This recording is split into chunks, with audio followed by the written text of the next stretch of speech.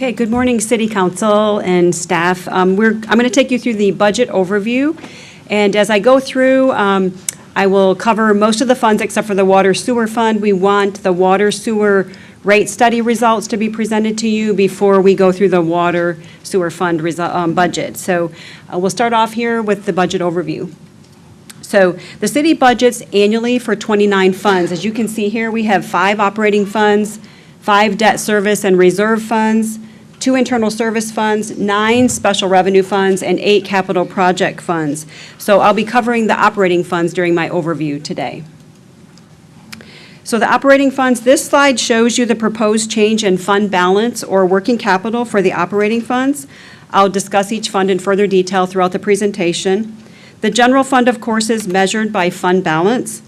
The increase to the general fund of $984,900 is prior to you as City Council deciding what budget offers you might want to approve, deciding how you will want to spend that new money.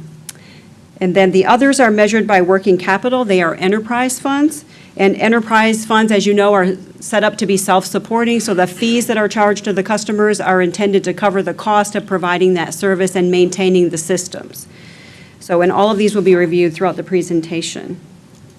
The first fund that we'll cover, of course, is the general fund revenues and expenditures. So this table shows you, and you have in your budget binders, of course, you have the detailed budget schedules. That would be this section in your budget binder. That's the details. So as we go through, and I think you had those since Wednesday. So this table shows you the proposed revenues for the general fund. It's an overall increase of $7.8 million or 6.8%. Of course, property taxes and sales tax are the biggest revenue sources for the general fund. And I'll discuss those in more detail in just a moment. So the other revenue categories with a large change are charges for services. This was an increase where we're proposing a $1.50 rate increase for the solid waste residential fees, monthly fees. So that reflects that increase in revenue. The other revenues decrease is due to a reimbursement received in this year that we may not get the following year. So we don't budget for that. If we know it's coming, we'll adjust it at amended budget. And then the decrease in transfers in, this year we transferred money from the Capital Projects Reserve Fund into the general fund and made an additional $500,000 contribution to the Group Medical Insurance Fund. And we mentioned that during the amended budget process. So those are the fluctuations there. We don't have that planned for next year. We do have an increase in the city's contribution overall to the Group Medical Insurance Fund. So revenues, an overall increase of 6.8% or $7.8 million. This chart shows you the 3 largest sources of revenues. This shows you all the revenues. The 3 largest sources, of course, are property taxes at 45.2%, sales tax at 26.8%, and charges for services at 11.8%. Of course, charges for services include such things as ambulance fees, waste collection fees, parks and rec fees, and other things that are within that category. So the first area that we'll dive into is property tax revenue. This is our largest revenue source for the general fund, so it's important to kind of understand what's going on here. So the categories shown here this is the property tax values, and we got our certified roll on Wednesday, so we scurried to drop in the actual certified value numbers rather than the preliminary. We don't always have that before budget workshop. So the categories here are land improvements and personal property, but it's also good to note, which it isn't shown here, the residential values for Mesquite increased 14.32% over last year. Now, last year's increase over the prior year was 15.9%. Commercial values this year increased 4.7%. Last year's increase over the previous year was 11.98%. So, of course, remember, most of the commercial values fall within the TERS zone, so that doesn't affect the general fund. The increase is there. But the overall increase in adjusted taxable value, of course, is the 9.26% based on the certified roll. And when looking at the taxable values, the other thing you have to consider is how did the exempted values change from year to year. So that's the next slide. This slide shows the detail of the exempt values for the city of Mesquite. And there's 2 that I want to highlight. The 2 larger areas of change were the capped value lost and then the TIF zones. So capped value loss, and I explain this every year, that's where on the residential, any residential increase in assessed value is capped at 10% each year. for the properties with homestead exemptions. So the city has experienced an increase here of 35.87%. However, the effect of that increase will be spread over future years depending on where each person's home value increase, how much occurred. So for instance, if you have a home valued at $100,000 and it increased to $120,000 in value, you're only going to receive $10,000 increase this year. The other $10,000 would happen next year because that's capped at 10%. So we'll feel the effect of the value increases possibly over a few years ahead, depending on how many properties had that capped value associated with their value increase. The other area, of course, is the TIF zones. They increased 30.61%. And just to note that last year's increase in the TIF zones was 24.8% in those values there. So that's the exempt values on the certified roll.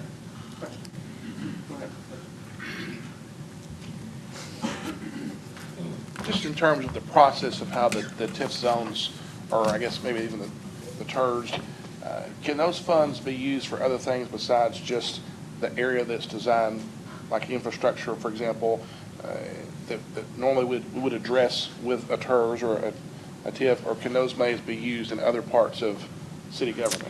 The way the TERS zones are set up is any increase in, the moment that you establish the TERS, any increase in value, the revenues associated with that go into the TERS fund. Right. They have to be used for projects within the TERS zone. And then the board of the TERS determines how that money is spent.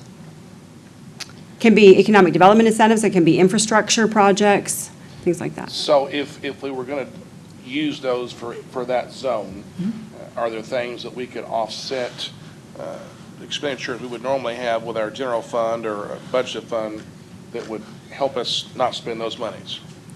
We always Does that look, make sense? yeah, when we're looking at projects and things, we always look to see if they fall within the TERS zone as much as possible. And Cliff may have an additional comment there. One example of how we do that is through the town east, our town center TERS, is we offset some police overtime related to activities around the retail district during Christmas time. We offset that with TERS revenue. So we don't, that's not absorbed by the general fund.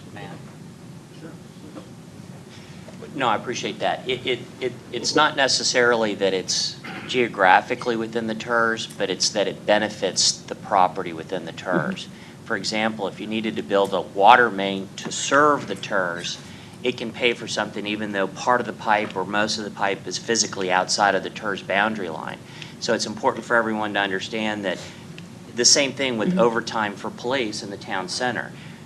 A police officer may go off to another area of town, but because the overtime benefits the area within the TERS, you're able to offset or pull funds from the TERS to pay for that officer's overtime when the overtime benefits the property within the TERS area.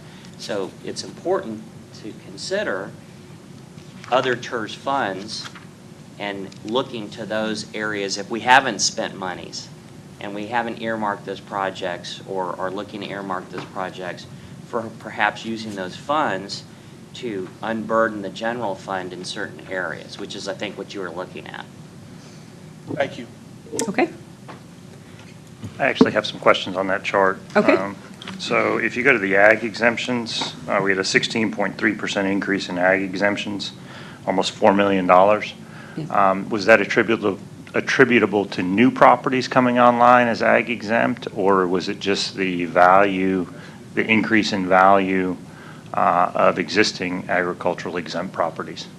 It could be a combination of both, and without diving into the detail of each property, but it could be a combination of both. Okay, I'd be Yes. curious to see, obviously not today, but just to see how that came about, that increase, and then also see what that trend looks like over the past 3 years. Sure. And then similarly, down at the Freeport exemption, obviously that's something that indicates that we have some robust inventory moving through the Yes. community. And I would just be interested in seeing kind of a trend line over the past 5 years for that one. Okay. Thank you. Okay, very good. We'll get that information for you. Okay. All right. The next slide, this slide shows you the taxable value history for the city of Mesquite overall. So in fiscal year 2017, we surpassed the 2009 all-time high, which was prior to the recession. So we finally passed that all-time high in 2017, and since then, we've seen significant increases in 2018 and 2019. This chart shows you the taxable value percentage change. So it shows you the taxable value change from one year to the next. So 3 years in a row, the values have increased more than 9% for the city of Mesquite. And in 2018, the certified roll increased 9.26%, as we previously discussed.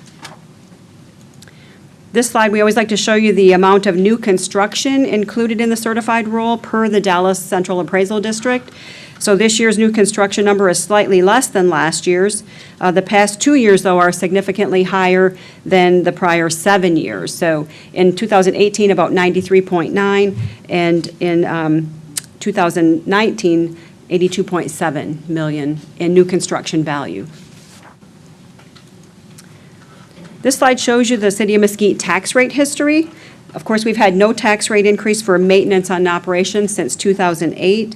In fiscal year 2017 and 18, where it jumped up, of course, that was the 4.7-cent tax rate increase for the street bond election passed in the fall of 2015. So during the street bond election, that approved a 9.4-cent tax rate increase, which was planned to be implemented in 2 different fiscal years, 2017 and 2019. So therefore, the proposed tax rate for 2019 includes the second half of that street bond election tax rate increase. And it's rounded up to 0.74 cents even to come to the tax rate that you see here on the slide. Okay? So when you compare our tax rate to our comparable cities that we've used for years, of course, this is their current tax rate because we don't know what other cities are proposing. So this is our current tax rate for the current fiscal year. So you can see that Mesquite's at the end of the range with our comparable cities. However, we have to look at the next few slides to understand how that differs based on taxable values in each city.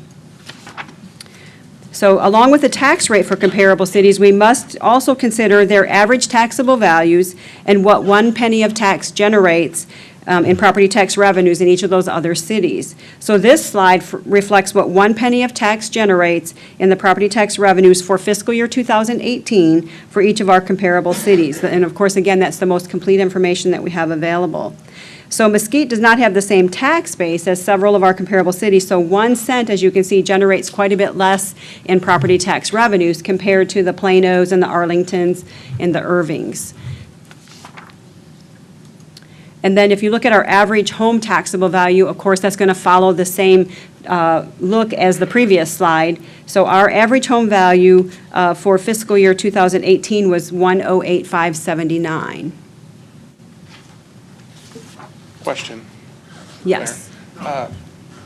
That 1 cent that we get there, that 6.52, I think, that Yeah. doesn't seem like that's changed much in the last few years. And this is the current fiscal year. So if I don't have it with me right here what it was in 2016, but it did jump when the increase that we had last year, it jumped, and then for this current fiscal year, and then the number for this year, and I don't have it up here with me. 744. 744. So it does get that, jump. okay. So, and I could show you if you wanted. We could give you a little chart that would show you the last 5 years of that if you'd like. No, it's okay. Okay. Thank Yeah, you. it has increased. As the values increase, it goes up. I didn't think about this year, so. Okay, okay. Okay. All right. So back this average home taxable value. So then with the average Debbie, home. not to get you back off track Yep. just as you're getting going, but I think it'd also be helpful to see what the increase of the property values for our comparable cities are, to see if we are gaining ground, because eventually we're going to be competing with them for first responders, right? And so if their property values are going up just as fast, that'd be helpful information to know if we're catching ground or not. Okay, yep, we will get you that as well. Okay. Okay, Since we're talking about things that we're looking for, this may be in your future slides, but And this is the very first, you're the first presenter, so you get all these things that we That's think about good. You've been every year. thinking about these for days. And that's probably more for Cliff, and I'm sure your office too, is that sometime in the next couple of days, we would like to see if any of the cities have any proposed or current proposed tax increases, so that we kind of get an idea of what some of the other cities may be thinking about going up as well. I know they're nothing but just meetings like ours, but that's a little bit helpful as well. I believe we have some preliminary Right. information. Nothing, most cities are having their budget discussions at the same time as us, so we'll do our best to get that information. With that, and this will be for Mr. Kahili, have y'all had some discussions, and I don't need anything on it, but have y'all been having some discussions with some of your counterparts in other cities in case the legislature does knock that appraisal cap down in terms of what they're forecasting or what their thoughts are if they have to deal with that? Yes, there is a work group among area cities to evaluate and how to present that data to the legislature. And so we'll have an effort to show exactly the impacts of property tax cap legislation. Okay. So here, then, if you take the average home values, then we can calculate what the average home annual city tax bill. Now, keep in mind, this is just the city's portion of the annual tax bill. So Mesquite may not have the lowest tax rate, but our tax bill is much lower due to the values being different. So you can see that we fall more toward the lower end for the average annual tax bill. So that's property taxes. So with our general sales tax, this chart, 2010 through 17 are actual numbers recorded for sales tax. 2018, we're showing you what we're projecting to the end of the current year. And then in 2019, we're saying 32.8 million, basically flat as we've projected over the last few years. We kind of projected for that to level out, and that's what we're experiencing. Sorry.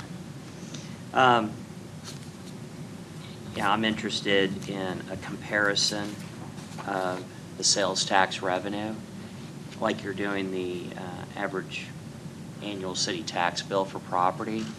And I'm particularly interested in the fact that, you know, we keep a half cent where other cities have that half cent or a cent going to DART, and we don't. Mm-hmm. And so what that does in a good way to revenue that comes into our budget. So I'd like to see that. Okay.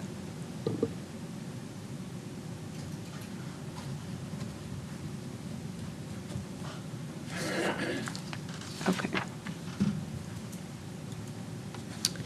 Okay, so that's the general fund revenues. We kind of hit on the top two, the property taxes and sales tax. So now we'll take a look at general fund expenditures.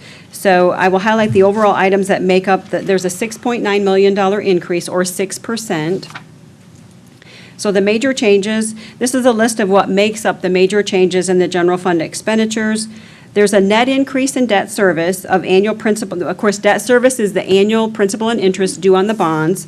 So there's an increase this year to about $3 million due to the residential street bonds. We just sold in this year another $34 million, $25 million in 16, $34 million in 18. So we got a bump of about $3 million in next year's debt service cost related to the street bonds, and that's offset by about an amount to get us to the net $2.4 million. It's offset by fluctuations in the other bond issues, debt service schedules, and when things are due. They fluctuate from year to year. And then on the proposed salary and benefit adjustments, here this proposed budget includes a 2% salary increase for all employees. On their anniversary date, of course, sworn-in police and fire is as of January 1st. We also have an increase here in the TMRS rate. From 13.5 to 16.5. This is the pension system, and that's about 1.6 million. And that allows us to turn the updated service credits benefit back onto automatically renewing, which is critical to our pension plan and the funding ratio of our pension plan. And then also, it's an increase in the city's contribution to the health plan of about 13% across all funds to all employees. And that's about 1.5 million. So that's what makes up that 3.5 million in the proposed salary and benefit adjustments in the general fund. There's also the annual fire and police step increases, which is required at $240,000. And then we have net changes throughout the departments, that whether it could be maintenance contracts increasing, cost of living, for doing business type of adjustments, things like that. So that's the overall increase in general fund expenses. So when you look at this slide, this pie chart shows you that the three largest departments, of course, are police at 29.5%, fire is 23.1%, and public works is 11.2%. And note that all three of these areas are things that support our citizens directly. So, and then our debt service payments are 14.6% as a percentage of general fund, which we'll discuss that next. So the outstanding general government debt, this is a history of the outstanding general bond debt for the past 10 years. So you see that we have an increase here, and it's due to more projects, and it's an increase in the projects or increase in the project cost, so it takes more to fund the projects. And the increase has been workable due to much lower interest rates for the bonds. Now, we're starting to see them crank up a little bit, but not to any extreme. So we've still been experiencing lower bond interest rates, which is good.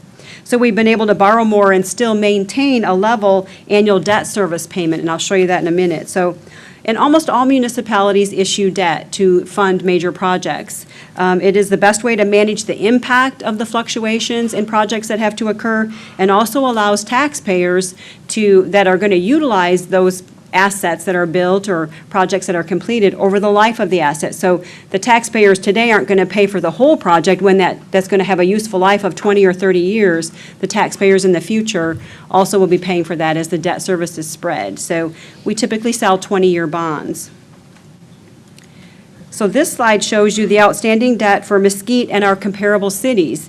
It's always good to look at how, this shows you that other cities issue debt as well. So Mesquite is the third smallest or the third lowest on the total outstanding debt and debt per capita. It's a good way to look at it is debt per capita.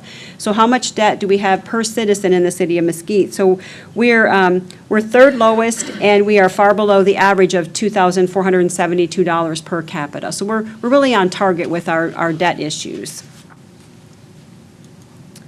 So this chart shows you our history of debt service payments, and it's good to look at debt service payments, the principal and interest.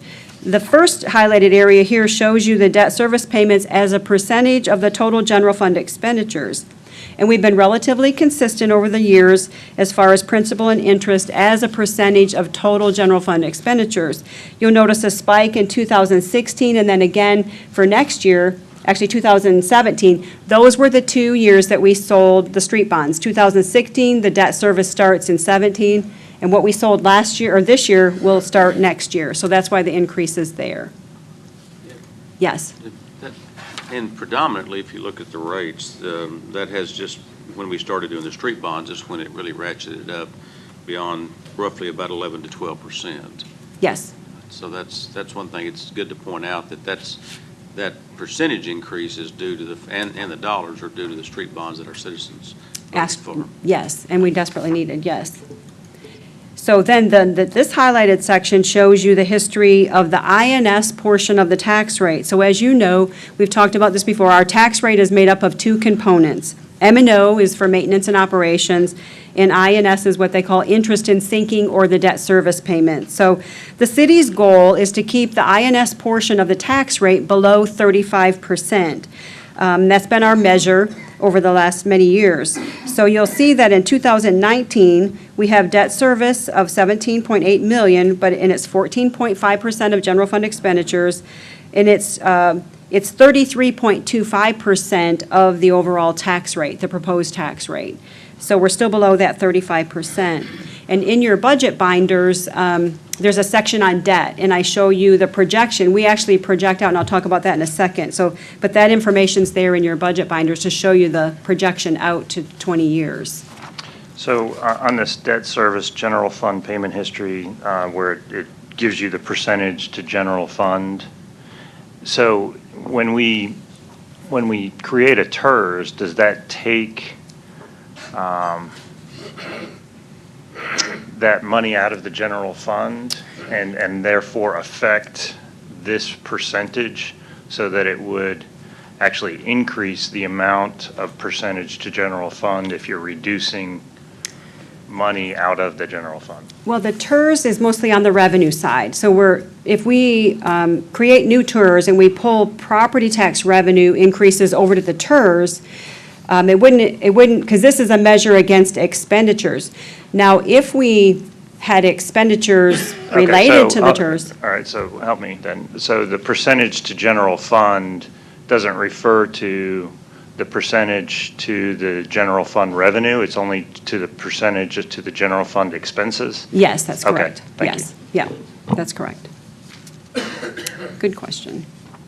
Okay, so we'll continue on from the water and sewer fund. So we thought that was important to have that wastewater rate study presentation first before we jump into the water sewer fund. So as we work through this, so this pie chart shows the revenue categories. Of course, water and sewer charges are the largest source of revenues.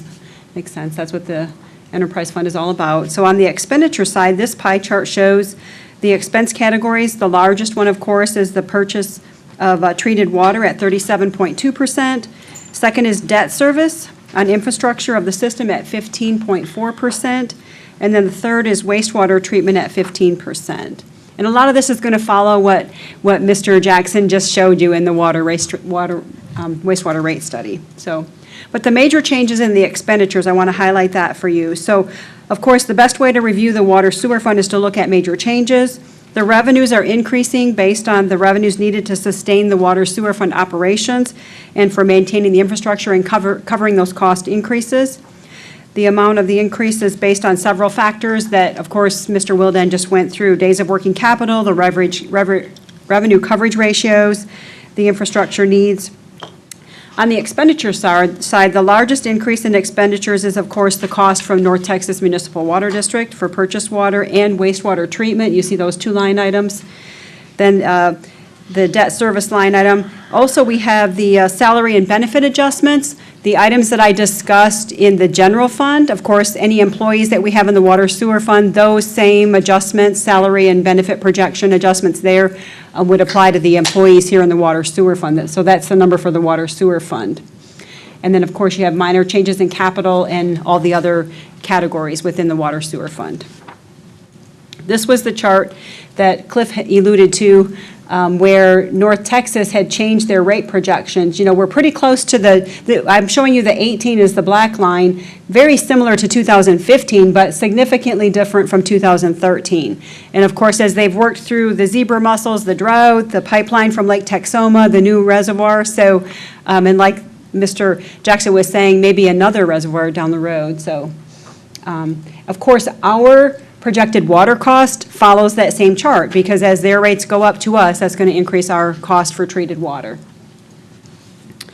The working capital number is vitally important to maintain a proper level of working capital. And as he mentioned, Mr. Jackson mentioned, you know, our water sewer fund is healthy. We've got it at a level where we now hopefully can stabilize the rates, and I think you've seen that in his presentation, kind of keep it a level rate increase. We had to make some drastic changes when we went through the drought and the recession and the increases from North Texas. We had a lot of things hit us in the water sewer fund over the years. You can see where it decreased, and then we've built that back up to a healthy level to start addressing the infrastructure needs again as well. This chart shows the days of working capital, and again, that will follow your working capital balance. So the same comments there. Another important part, of course, is the debt part, and where he was talking about making sure that we maintain the system properly. Expansion, replacement, renovations, and all of that. And if you'll recall, back in your last couple workshops, Matt Holzapfel gave a really good presentation on the maintenance needs in the water wastewater fund, where we've lagged behind. During the recession, we dropped our bond sale amount back to get us through the recession and the drought. So now we have to build that back up so that he can address those critical maintenance issues in the water and wastewater side both. So here, this is the bond sales that we've had over the last several years.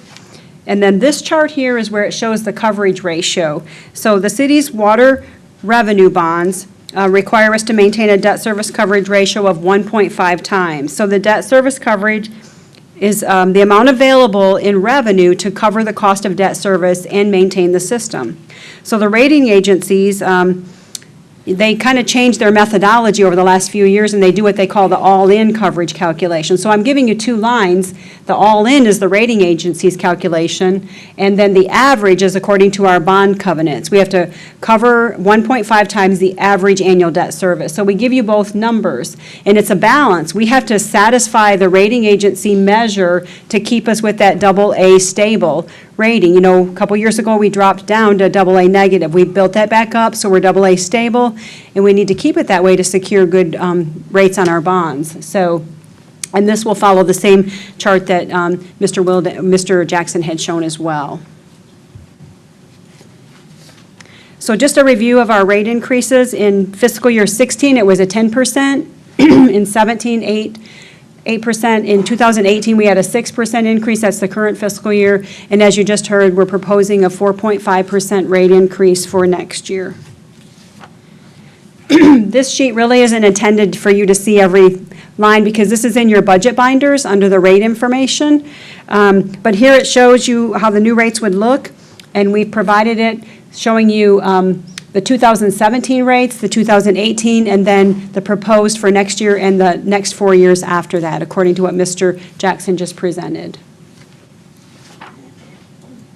So with that in mind, I always show you this chart that calculates the customer's monthly cost based on the rate increase that's proposed. So this shows the effect of a 4.5% rate increase on the family of 5, and I've given you the gallons there. So a family of 5, the average usage is about 9,200 gallons, and then I give you the single over 65 person, and then the commercial customers, we're giving you a large commercial customer and a smaller size commercial customer, and then the effects on the apartments. So for a family of 5, it would be on the average about a $6 a month increase. For single over 65 at $3. And then you see the commercial accounts there as well. And Mr. Jackson had also just covered that on his slides. But that shows you the effect of a 4.5% rate increase on the customers.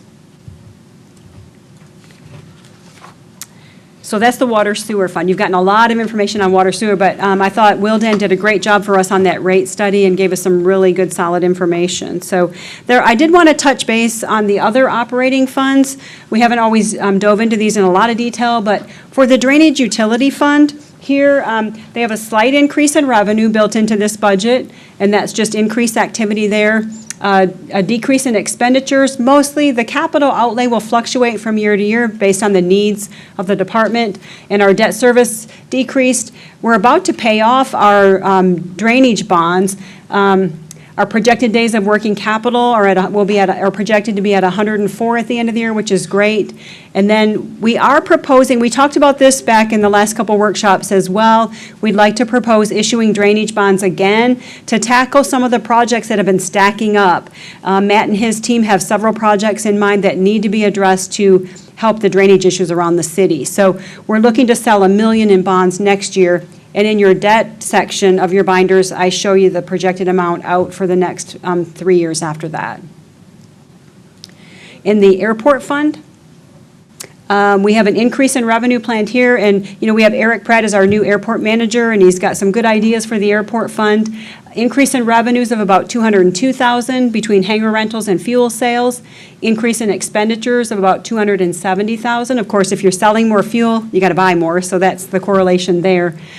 They also would see the effect of the proposed salary and benefit adjustments that we have. That's citywide, and anywhere where there's employees, you're going to see that number.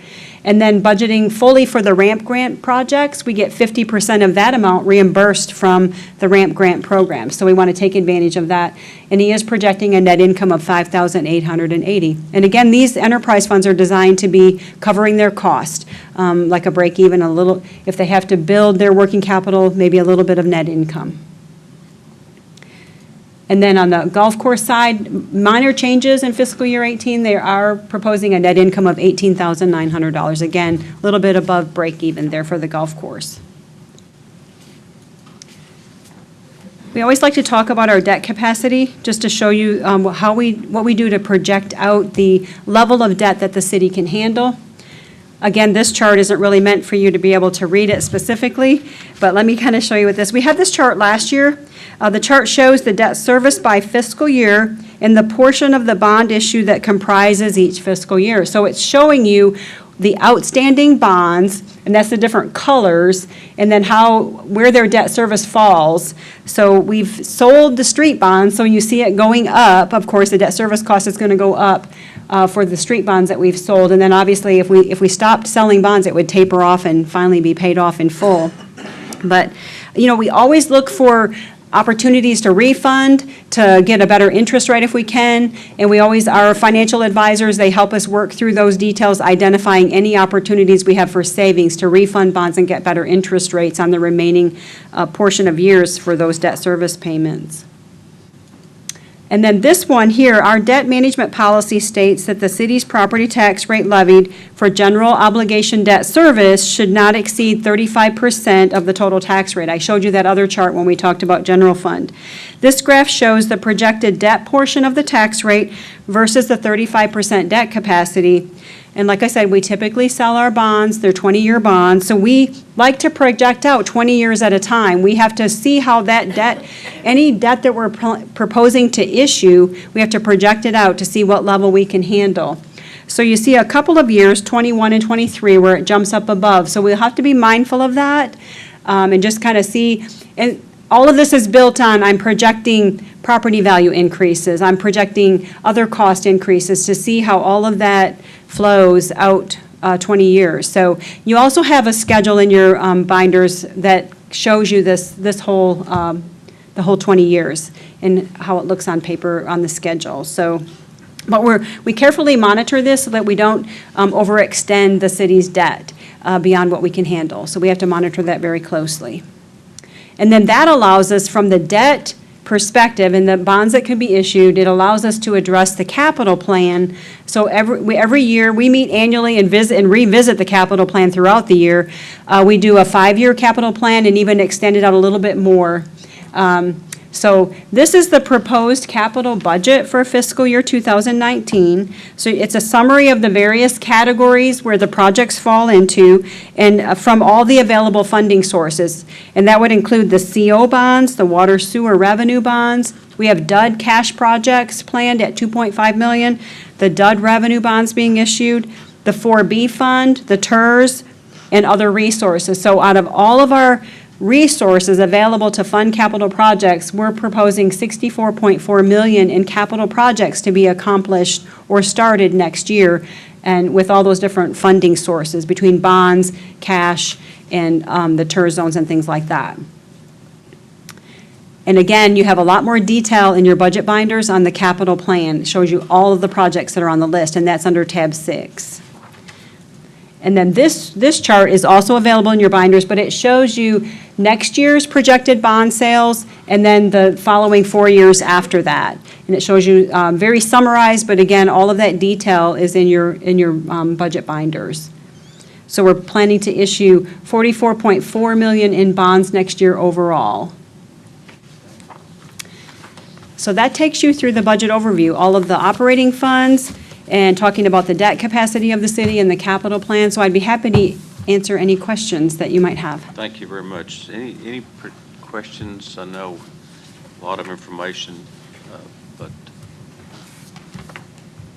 you did a great job. Okay, all right. I have lots of help, Yes. as Cliff mentioned earlier, so. Mr. Miklas. Oh, no The problem. hamster's a little slow on the wheel today. When you're talking about, can you go back a couple of slides to the percentage debt capacity? There. Does that include or does that not include things like the DUD fund? And if it issued debt based upon that dedicated revenue? This is really just the general obligation debt, so it's not water sewer revenue bonds or DUD bonds or any other bonds outside of general obligation. So because this is a percentage, it tells me what percentage of the tax rate. So this is backed by the property taxes and the strength of the general fund. The DUD, I have to do a similar thing in the DUD fund to see how much debt they can carry and in the water sewer fund. So we do a similar analysis, but this one truly is just general obligation debt. And I know you have projections, so I'm not suggesting a specific event to try and alter it. But let's just say, for example, we pulled a few of the capital improvement projects from general fund debt obligation projects to separate fund debt obligation projects. Say we had a drainage project for $5 million. And instead of it being in our general fund debt service, we had a separate fund do that debt service, a dedicated amount. Would that change this? No, because we do not fund drainage in here. General obligation is truly streets, infrastructure for, it's not water. Yeah, Got it. we really, they're very Well, so- strict. So drainage is a bad example. Yeah, well, Let's say that I have $5 million of a road, Okay, and you're anticipating funding it through general funds. general. Mhm. But instead, a separate fund, whether it's a TERS or whether it's, another self-funding mechanism, funds that project instead, does that lower this? Yes, that's a very good example, because this does take into consideration, we actually have several projects. If you recall, this year's bond sale, the CO bond sale, had streets that the 4B refunded the debt service. We had that debt service agreement with the 4B fund. We have some coming up next year that will be funded by the TERS. We have the Town East Skyline TERS that's going to be funding a street in there. We have the Town Center TERS that's going to be funding a couple of projects in the downtown area. So you're exactly right, but we take that into consideration in calculating this. So any funds that can, so we have our whole capital list of general obligation type capital projects. Any funding sources that alleviate the general fund debt service helps this ratio. So TERS, 4B, things like that. So those are the main ones, Thank yes. you. Mhm. Okay, Questions? Okay, okay. thank All you. right, thank you.